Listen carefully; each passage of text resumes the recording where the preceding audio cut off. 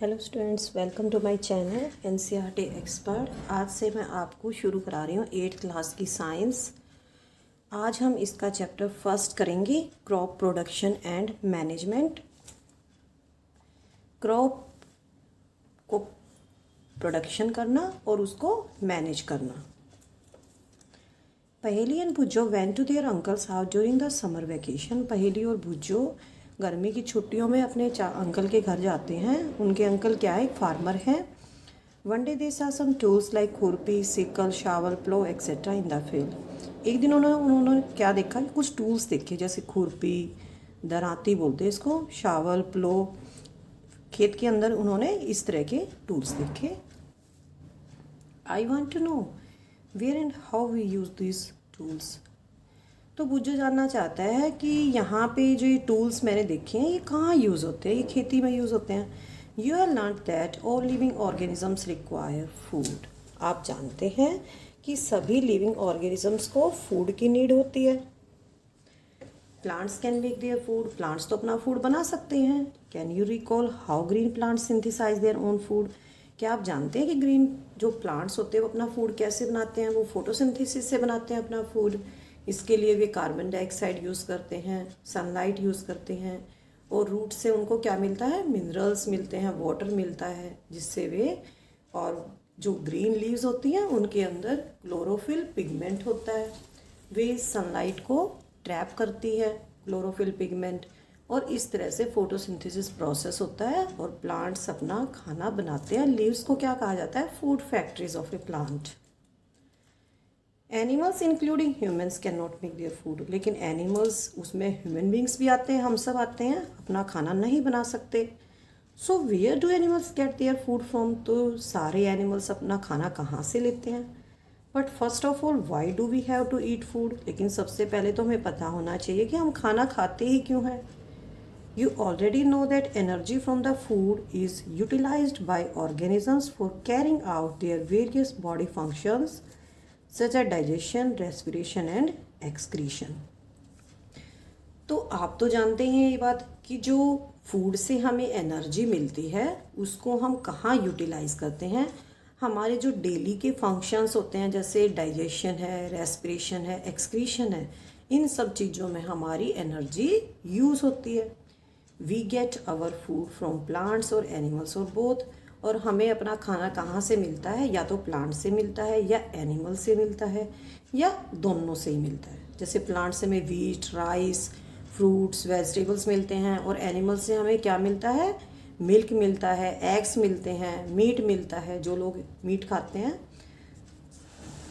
Since we all need food, how can we provide food to a large number of people in our country.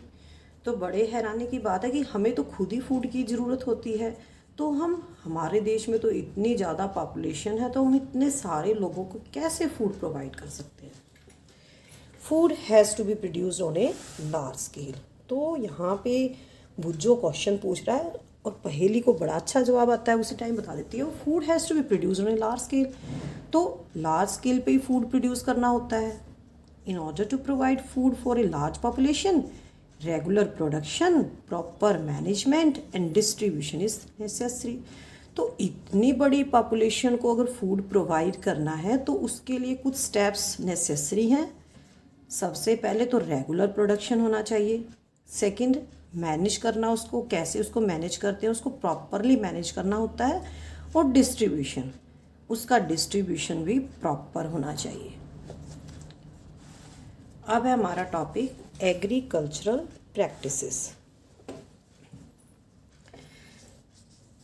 Till 10,000 BCE people were nomadic. 10,000 BC तक people क्या थे, nomadic थे, बंजारे थे।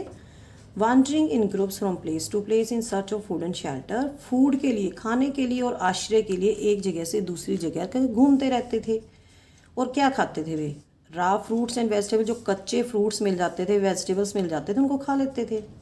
Started hunting animals for food. और बाद में उन्होंने क्या किया, पशुओं का शिकार करना शुरू कर दिया फूड के लिए। Later they could cultivate land and produce rice. बाद में उन्होंने क्या किया, खेती करना शुरू किया और राइस, वीट और दूसरी फूड क्रॉप्स को उगाया, और इस तरह से एग्रीकल्चर का विकास हुआ। When plants of same kind are cultivated at one place on a large scale, it is called a crop. जब एक ही जगह पर एक तरह के पौधे उगाए जाते हैं और लार्ज स्केल पे, तो उसको क्या बोलते हैं? क्रॉप। तो ये एक डेफिनेशन आ जाती है 1 मार्क में, आप इसको नोट कर लेंगे या फिर इसके नीचे आप इसको मार्क भी कर सकते हैं, हाईलाइट कर सकते हैं, या फिर आप इसको पेन से या पेंसिल से मार्क भी कर सकते हैं। जैसे वीट की क्रॉप होती है तो क्या होता है, खेत के अंदर सारे गेहूं के ही पौधे होंगे। You already know that crops are of different types.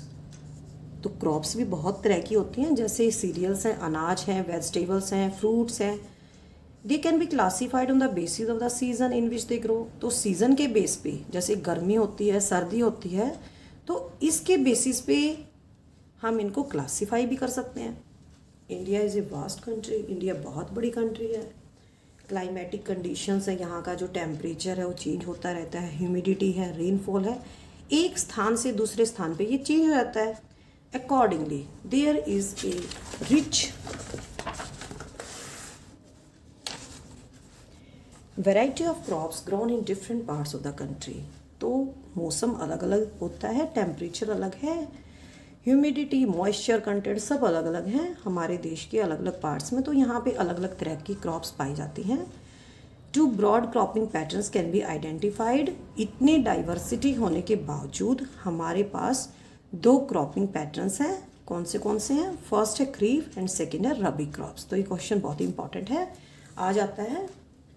What is the difference between kharif crops and rabi crops? Examples आ जाते हैं, give 2 examples of kharif crops और give 2 examples of rabi crops।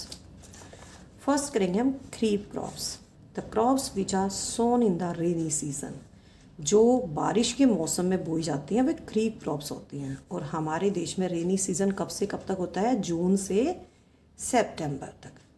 अब हम एग्जाम्पल करेंगे, पैडी राइस चावल, मेज़ सोयाबीन, ग्राउंड नट मूंगफली एंड कॉटन, ये खरीफ क्रॉप्स हैं। तो ये आप ये 5 एग्जाम्पल इसके याद कर लेंगे। नेक्स्ट है हमारी रबी क्रॉप्स, विंटर सीजन में बोई जाती हैं ये। और विंटर सीजन कब शुरू होता है? अक्टूबर से लेकर मार्च तक होता है। और रबी क्रॉप्स के एग्जाम्पल हैं वीट, ग्राम, पी, मस्टर्ड और लिंसीड। तो इसके भी 5 एग्जाम्पल आप अच्छे से लर्न कर लेंगे। Beside this pulses and vegetables are grown during summer at many places. इनके अलावा भी पल्सेज दालें होती हैं और जो वेजिटेबल्स होती हैं समर में बहुत से प्लेसेस पर बोई जाती हैं। Basic practices of crop production. Crop production, फसल का उत्पादन, इसके अंदर क्या क्या प्रैक्टिसेस होती हैं, क्या क्या इसके अंदर प्रोसीजर होता है। Why paddy can not be grown in winter season. Paddy को हम विंटर सीजन में ग्रो क्यों नहीं कर सकते? तो पहली कहती है कि paddy requires a lot of water, क्योंकि इसको बहुत ज़्यादा पानी चाहिए और ये रेनी सीजन में इसलिए इसको ग्रो करते हैं, क्योंकि रेनी सीजन में बारिश की वजह से पानी की जो कमी होती है वो पूरी हो जाती है। Cultivation of crops involve several activities undertaken by farmers over a period of time. तो जो कल्टिवेशन ऑफ क्रॉप्स है इसके अंदर कई सारी एक्टिविटीज़ होती हैं जो फार्मर्स करते हैं समय समय पर। You may find that these activities are similar to those carried out by gardener or even by you when you grow ornamental plants in your house। जब आप घरों में सजावटी पौधे जो होते हैं, डेकोरेशन के लिए जो पौधे लगाते हैं, या आपने अगर घर में माली रख रखा है तो वो भी यही एक्टिविटीज़ करता है जो एक फार्मर करता है।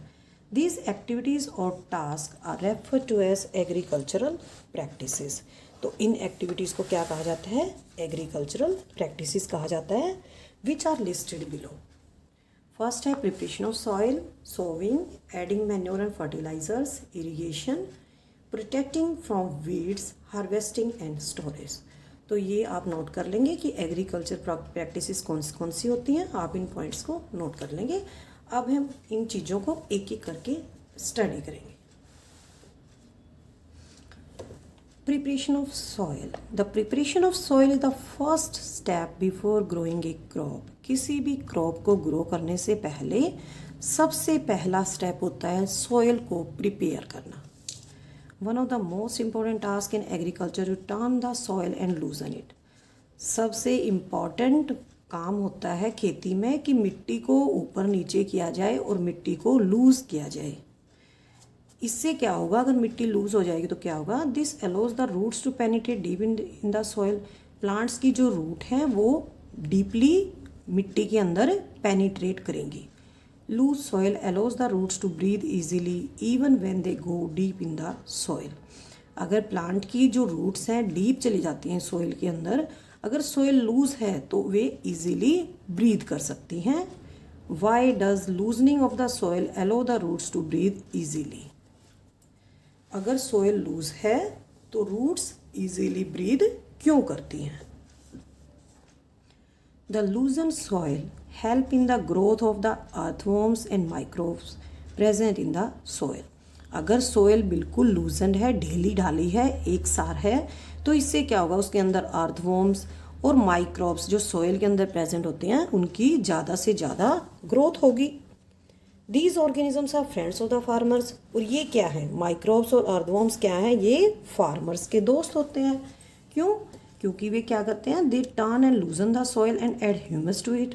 क्योंकि वे सॉइल को लूज कर देते हैं, ऊपर नीचे कर देते हैं, नीचे की ऊपर और ऊपर की नीचे कर देते हैं, और उसके अंदर ह्यूमस भी ऐड करते हैं। But why the soil need to be turn and loosen. लेकिन सॉइल को लूज होना क्यों जरूरी है, क्यों जरूरत पड़ती है सॉइल को लूज करने की? Soil contains minerals. आप पिछली क्लासेस में पढ़ चुके हैं कि सॉइल के अंदर मिनरल्स होते हैं, वाटर, एयर और कुछ लिविंग ऑर्गेनिजम्स होते हैं। In addition dead plants and animals get decomposed by soil organisms. और जो डेड प्लांट्स होते हैं, पौधे की जैसे पत्तियां होती हैं, ट्विग्स होते हैं, छोटे मोटे एनिमल्स जो मर जाते हैं, वो उनका डीकम्पोजिशन हो जाता है। जो सॉइल ऑर्गेनिजम्स होते हैं वो उनको डीकम्पोज कर देते हैं। In this way, various nutrients in the dead organisms are released back into the soil. तो जो डेड ऑर्गेनिजम्स के अंदर जो न्यूट्रिएंट्स होते हैं वो सॉइल के अंदर वापस आ जाते हैं। These nutrients are again absorbed by plants। और इन न्यूट्रिएंट्स को कौन एब्जॉर्ब करता है? प्लांट्स एब्जॉर्ब कर लेते हैं। Since only a few centimeters of top layer of the soil supports plant growth, process of loosening and turning of the soil is called tilling और ploughing. और इस प्रोसेस को, जिसमें मिट्टी को टर्न किया जाता है, लूज किया जाता है, उसको क्या बोलते हैं? टिलिंग और प्लॉइंग। इसको आप अंडरलाइन कर लेंगे। This is done by using a plough. और ये किसकी हेल्प से की जाती है, प्लॉइंग या टिलिंग? प्लो की हेल्प से। और प्लोज किसके बने होते हैं? वुड और आयरन के बने होते हैं। If soil is very dry it may need watering before ploughing. अगर सॉइल बहुत ज़्यादा सूखी होती है तो इसके अंदर पहले पानी दिया जाता है प्लॉइंग करने से पहले। प्लॉड फील्ड्स में है big lumps of soil called crumbs. तो यहाँ पे क्या होता है, कई बार जैसे मिट्टी ज़्यादा सूख जाती है तो वहाँ पे क्रम्स बन जाते हैं। It is very necessary to break this crumbs. और इन क्रम्स को कल्टीवेशन करने से पहले, किसी भी क्रॉप को बोने से पहले, सबसे पहले इन क्रम्स को हम तोड़ देते हैं। Levelling the field is beneficial for sowing as well as irrigation. अगर फील्ड का लेवल किया जाता है, एक सार किया जाता है, कहीं से ऊंचा और कहीं से नीचा होगा तो फसल अच्छी नहीं होगी। अगर उसको एक जैसा कर देंगे, एक जैसा लेवल बना देंगे तो क्या होगा, सोविंग भी अच्छी होगी, बीज भी अच्छे उगेंगे और इरिगेशन भी अच्छे से हो पाएगी। Levelling of the soil is done with the help of a leveller. और ये लेवलर की हेल्प से लेवलिंग की जाती है। Sometimes manure is added to the soil before tilling. और कई बार टिलिंग से पहले मैन्योर को सॉइल के अंदर ऐड कर देते हैं। क्यों ऐड कर देते हैं? इससे क्या है, मैन्योर सॉइल के साथ अच्छे से मिक्स हो जाता है। And soil is moisten before sowing. और मिट्टी को बीज बोने से पहले थोड़ा सा गीला किया जाता है। Agricultural implements. तो एग्रीकल्चरल इम्प्लीमेंट्स कौन कौन से हैं जो प्लॉइंग में यूज़ होते हैं? Before sowing the seeds it is necessary to break soil crumbs to get better yields. तो बीज बोने से पहले सॉइल क्लम्प्स को तोड़ना बहुत ही ज़रूरी है, इससे हमें अच्छी फसल मिलती है। और इसको कई टूल्स की हेल्प से किया जाता है। तो मेन टूल्स कौन से हैं? प्लो, हो और कल्टीवेटर। यहाँ पे जो फिगर दिखा रखी है, एक प्लो की फिगर दिखा रखी है। This is being used in ancient times for tilling the soil, adding fertilizers to the crop, removing the weeds and turning the soil।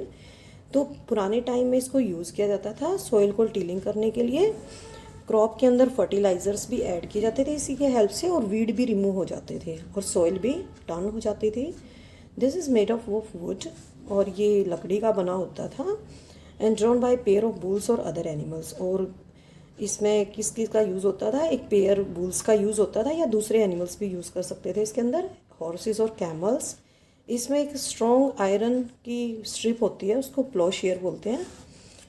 और मेन पार्ट जो प्लो का होता है, एक लंबी सी लकड़ी बनी होती है, उसको प्लो शैफ्ट बोलते हैं। ये प्लो शैफ्ट होता है और यहाँ पे ये प्लो शेयर होता है। One pair of bulls and a man can easily operate the plough. और एक आदमी चाहिए इसमें और एक पेयर बुल्स का चाहिए। The indigenous wooden plough is increasingly being replaced by iron प्लोज।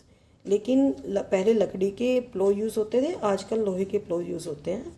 हो it is a simple tool which is use for removing weeds and for loosening of the soil.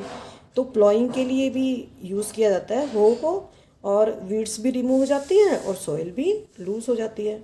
It has a long rod of would of iron. इसके अंदर एक लंबी road होती है, would की होती है, लकड़ी की या आयरन की होती है। It works like a blade. ये ब्लेड की तरह काम करता है। और and it is pulled by animals. और इसको एनिमल्स के द्वारा ही खींचा जाता है। ये यहाँ पे फिगर दिखा रखी है होगी। नेक्स्ट है हमारा cultivator. Now it is ploughing is done by tractor driven cultivator. आजकल जो प्लॉइंग की जाती है वो कल्टीवेटर से की जाती है, इसको ट्रैक्टर खींचता है।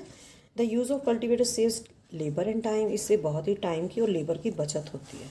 तो हमारा फर्स्ट जो एग्रीकल्चरल प्रैक्टिस है वो कंप्लीट होती है, प्रिपरेशन ऑफ सॉइल। नेक्स्ट है हमारा सोविंग। जब मिट्टी तैयार हो जाती है तो उसके अंदर क्या किया जाता है, उसके अंदर बीजों को बोया जाता है। तो सोविंग होता है बीजों को बोना। Sowing is an important part of crop production. तो सोविंग के बिना फसल कहाँ से होगी, तो बहुत ही इंपॉर्टेंट पार्ट है क्रॉप प्रोडक्शन का। Before sowing good quality clean and healthy seeds of a good variety are selected.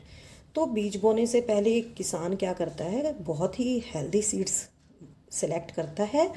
Farmers prefer to use seeds which give high yield. तो फार्मर्स कौन से सीड को प्रेफर करेंगे जिससे ज़्यादा से ज़्यादा प्रोडक्शन होगी।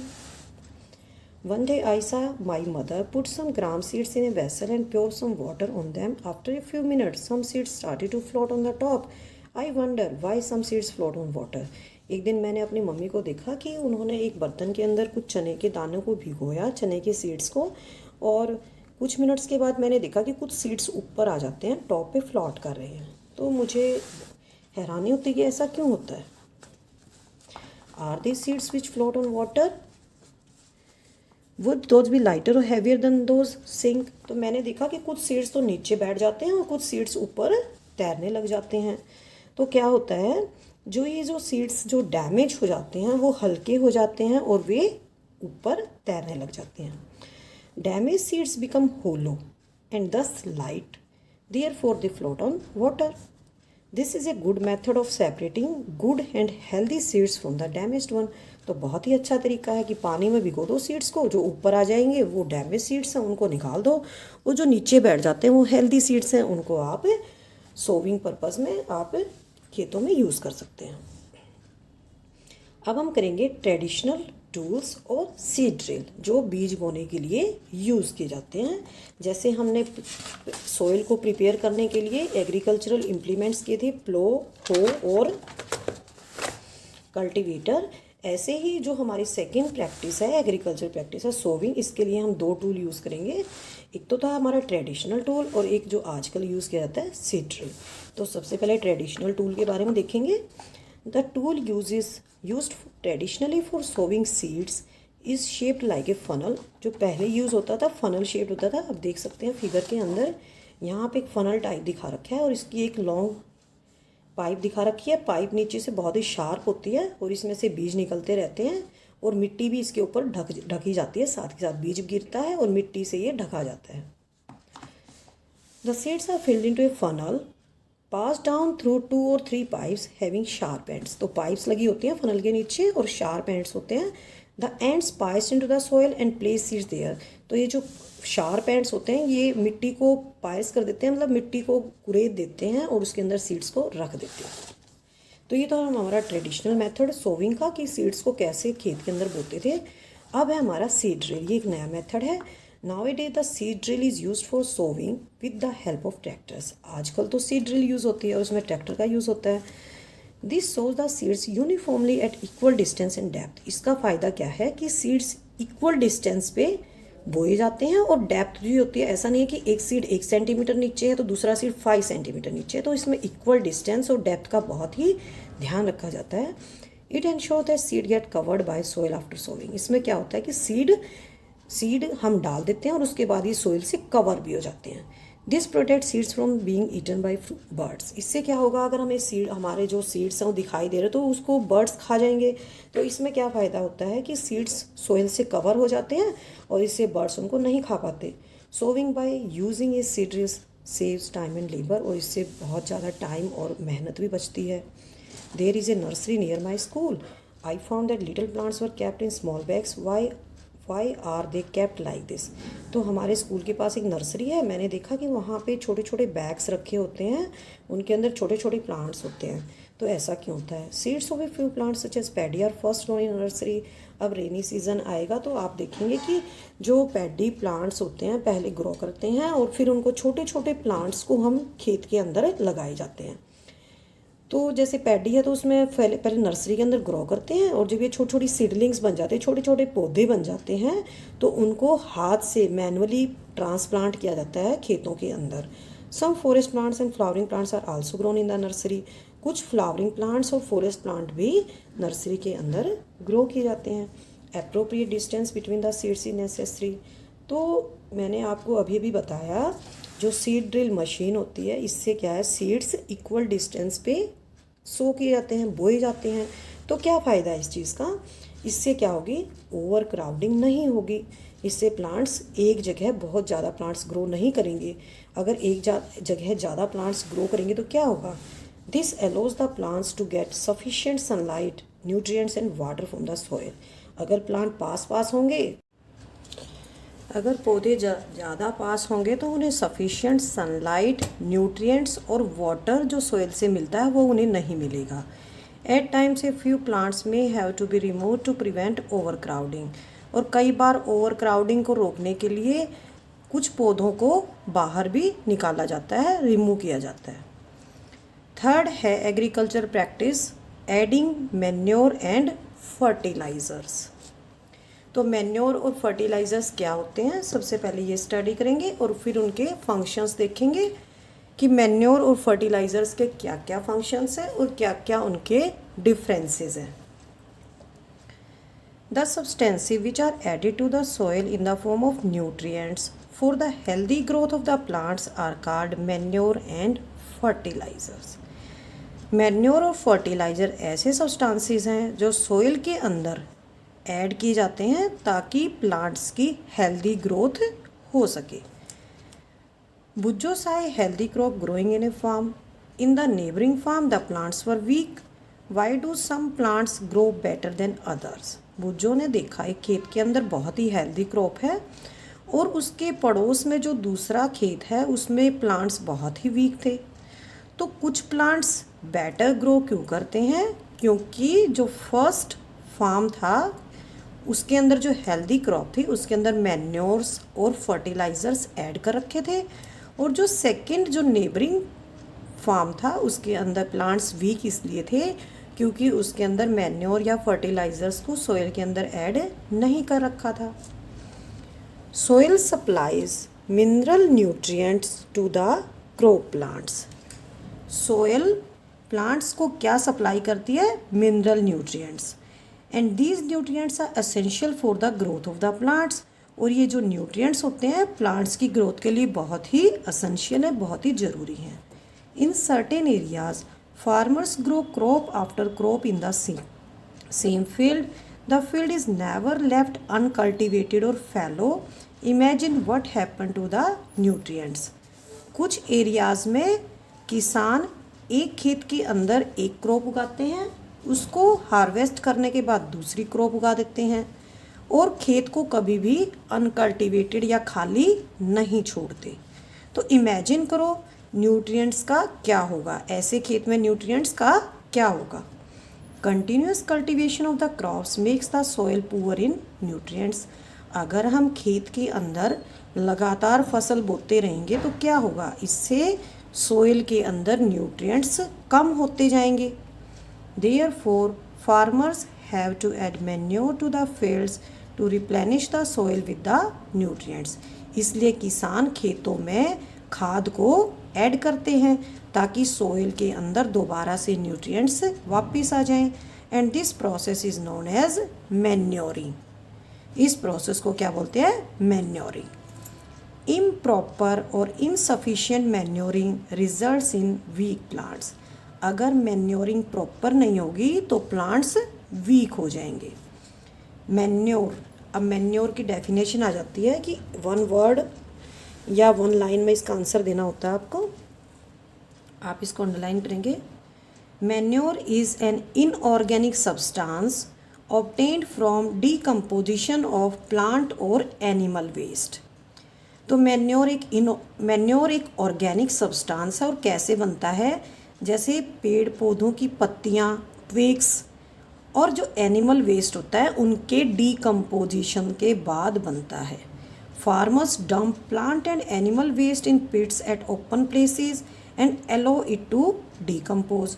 फार्मर्स क्या करते हैं? जो पौधों का वेस्ट होता है, जो एनिमल वेस्ट होता है, गोबर होता है, उसको पिट के अंदर खुले स्थान पर इकट्ठा कर देते हैं, दबा देते हैं उसको और उसको डीकम्पोज करने के लिए छोड़ देते हैं. और डीकम्पोजिशन कौन करता है? The decomposition is caused by some microorganisms. Microorganisms क्या करते हैं? डीकम्पोजिशन करते हैं. The decomposed matter is used as organic manure. और जो डीकम्पोज्ड मैटर होता है वही ऑर्गेनिक मैन्योर के रूप में यूज होता है.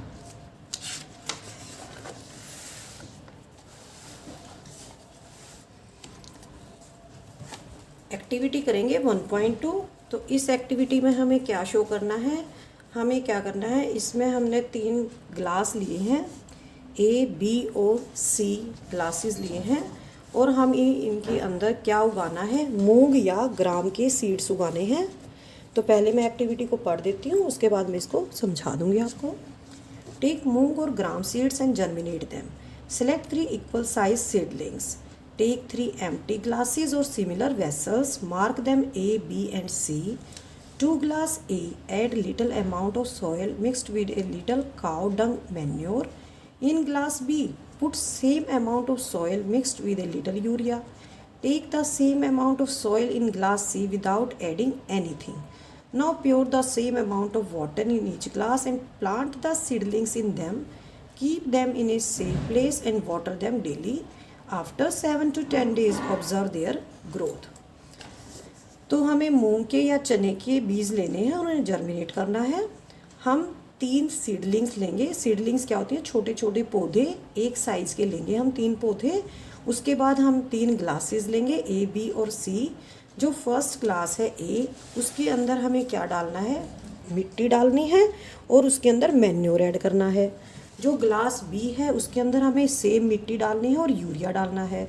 जो ग्लास C है इसके अंदर हम केवल सोइल डालेंगे. आप पिक्चर से ही देख सकते हैं, जो C है जिसके अंदर खाली सोइल थी, उसके अंदर ग्रोथ है जो सीडलिंग्स की बहुत ही कम है. A के अंदर मैन्योर डाला था तो यहाँ पे ग्रोथ C के कंपैरिजन में थोड़ी ज़्यादा है. और जो B है इसके अंदर हमने यूरिया डाला था तो इसके अंदर सबसे ज़्यादा ग्रोथ हुई है. Did the plant in all the glasses grow at same place? Which glass showed better growth? तो कौन से ग्लास के अंदर बेटर ग्रोथ होती है? B ग्लास के अंदर सबसे ज़्यादा ग्रोथ होती है. In which glass was the growth fastest? और सबसे फास्ट ग्रोथ भी B ग्लास में ही होती है. तो यूरिया क्या था? यूरिया एक फर्टिलाइज़र था. तो व्हाट आर फर्टिलाइज़र्स? अभी हमने मैन्योर किया था, अब हम करेंगे fertilizers. Fertilizers are chemicals rich in a particular nutrient. Fertilizers ऐसे केमिकल्स होते हैं जो एक पर्टिकुलर न्यूट्रिएंट में रिच होते हैं, जिनके अंदर एक पर्टिकुलर न्यूट्रिएंट बहुत ज़्यादा अमाउंट में होता है. How they are different from manure? तो मैन्योर से कैसे डिफरेंट होते हैं? मैन्योर से वे कैसे डिफ़र करते हैं? Fertilizers are produce in factories. तो फर्टिलाइज़र्स फैक्ट्रीज़ के अंदर बनाए जाते हैं. एग्जाम्पल्स दे रखे हैं फर्टिलाइज़र्स के, आप इनको अंडरलाइन कर लेंगे. यूरिया, अमोनियम सल्फेट, थर्ड है सुपर फॉस्फेट, फोर्थ है पोटाश एंड फिफ्थ है NPK, नाइट्रोजन, फॉस्फोरस, पोटेशियम। तो इसके अंदर 5 फर्टिलाइजर्स के नाम दिए हुए हैं, आप इनको अंडरलाइन करेंगे। The use of fertilizers has helped farmers to get better yield of crops such as wheat, paddy and maize. Fertilizers का इस्तेमाल करके किसानों ने, जैसे व्हीट है, पैडी है, मेज है, इनकी बहुत अच्छी क्रॉप मिलती है, बहुत ही अच्छा प्रोडक्शन होता है, यील्ड बढ़ जाता है। But excessive use of fertilizers has made the soil fertile. लेकिन अगर फर्टिलाइजर्स का हम ज़्यादा यूज़ करते हैं तो इससे सॉइल हमारी लेस फर्टाइल हो जाती है, कम उपजाऊ हो जाती है। Fertilisers have also become a source of water pollution, और फर्टिलाइजर से वाटर पोल्यूशन भी होता है। So in order to maintain the fertility of the soil we have to substitute fertilisers with manure और leave the field uncultivated in between 2 crops. तो हमें अगर soil की फर्टिलिटी को मेंटेन करना है तो हमें फर्टिलाइजर्स की जगह मैन्योर को यूज़ करना चाहिए, या 2 क्रॉप्स के बीच में खेत को खुला छोड़ देना चाहिए। The use of manure improves soil texture as well as its water retention capacity. Manure का अगर यूज़ करते हैं तो इससे सोइल का टेक्सचर भी इम्प्रूव होता है और उसकी वाटर जो रिटेनिंग कैपेसिटी है वो भी इम्प्रूव होती है। It replenishes the soil with nutrients, और सोइल के अंदर जो न्यूट्रिएंट्स निकल जाते हैं बार बार क्रॉप उगाने से, उनकी भी कमी पूरी हो जाती है। Another method of replenishing the soil with nutrients is through crop rotation. अगर हमें सोइल को न्यूट्रिएंट से रिप्लेनिश करना है, उसे रिच बनाना है, तो इसका दूसरा तरीका भी है क्रॉप रोटेशन। क्रॉप रोटेशन क्या होता है, इसको आप अंडरलाइन कर लेंगे। This can be done by growing the crops alternately. तो क्रॉप रोटेशन क्या है, growing crops alternately. Earlier, farmers in northern India used to grow legumes as fodder in one season and wheat in the next season.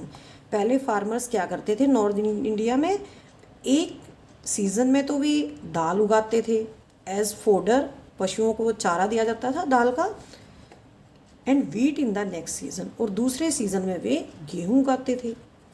This help in replenishment of the soil with nitrogen. इससे soil के अंदर जो nitrogen की कमी हो जाती थी वो पूरी हो जाती थी। Farmers are being encouraged to adopt this practice, और किसानों को अभी कहा जाता है, उनको एनकरेज किया जाता है कि आप इस प्रैक्टिस को दोबारा से अडॉप्ट करो। In the previous classes you have learned about rhizobium bacteria. तो प्रीवियस क्लासेस में आप पढ़ चुके हैं कि जो राइजोबियम बैक्टीरिया होता है वो लेग्यूमिनस प्लांट्स, जो दाल वाले पौधे होते हैं, उनकी जड़ों में होता है, और उनका फंक्शन क्या होता है, दे फिक्स एटमॉस्फेरिक नाइट्रोजन। वे जो एटमॉस्फेरिक नाइट्रोजन है उसको फिक्स कर देते हैं।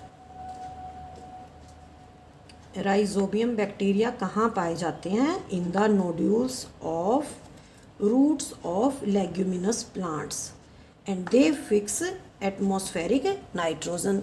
वैसे तो हवा के अंदर 78% नाइट्रोजन होती है, लेकिन जो प्लांट्स हैं उस नाइट्रोजन को, जो गैशियस फॉर्म में होती है, उसको यूज़ नहीं कर सकते।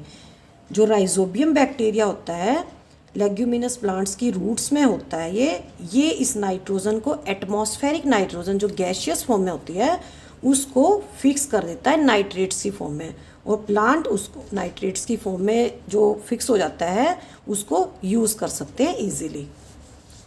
तो अब हम कर चुके हैं फर्टिलाइज़र्स और मैन्योर्स। अब हम करेंगे इनके डिफरेंसेस। तो फर्टिलाइज़र और मैन्योर में क्या क्या मेन डिफरेंसेस हैं, ये बहुत ही इंपॉर्टेंट क्वेश्चन है, आ जाता है एग्जाम्स में। Fertiliser is a man made inorganic salt. ये मैन मेड होता है, फैक्ट्रीज़ में प्रोड्यूस होता है।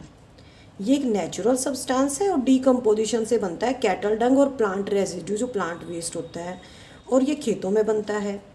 फर्टिलाइज़र से कोई ह्यूमस नहीं मिलता सॉइल को। मैन्योर प्रोवाइड करते हैं a lot of humus to the soil. Fertilizers are very rich in plant nutrients like nitrogen, phosphorus and potassium. Manures are less rich in plant nutrients. Advantages of manure. Manure के क्या क्या advantages हैं? Manure is considered better than fertilizers. अगर comparison आ जाता है कि manure और फर्टिलाइजर्स में से कौन सा बेटर है, तो आपको बताना है manure is better than fertilisers. और क्यों है बेटर, ये तो बताना ही पड़ेगा. First, it enhances the water holding capacity of the soil. Enhances का मतलब होता है बढ़ाना, इंक्रीज करना. ये सॉइल की वाटर होल्डिंग कैपेसिटी को बढ़ाता है. Second, makes the soil porous due to which exchange of gases becomes easy. Soil के अंदर पोर्स बन जाते हैं जिससे गैसेस का एक्सचेंज ईजिली हो सकता है. Third, increases the number of friendly microbes. Friendly microbes कौन से होते हैं? अर्थवर्म है और माइक्रो ऑर्गेनिजम्स हैं. तो ये फ्रेंडली माइक्रोब्स के नंबर को भी बढ़ाता है. Fourth, it improves the texture of the soil. Soil के टेक्सचर को इम्प्रूव करता है. तो हम 3 एग्रीकल्चर प्रैक्टिसेस कर चुके हैं. First, preparation of soil. Second, sowing. Third, adding fertilizers and manures. तो नेक्स्ट टाइम मैं आपको कराऊंगी जो एग्रीकल्चर प्रैक्टिसेस जो रिमेनिंग है वो आपको मैं सेकंड वीडियो में कराऊंगी. अगर आपको वीडियो अच्छी लगी है तो लाइक करें और मेरे चैनल को सब्सक्राइब करें. थैंक यू बच्चों.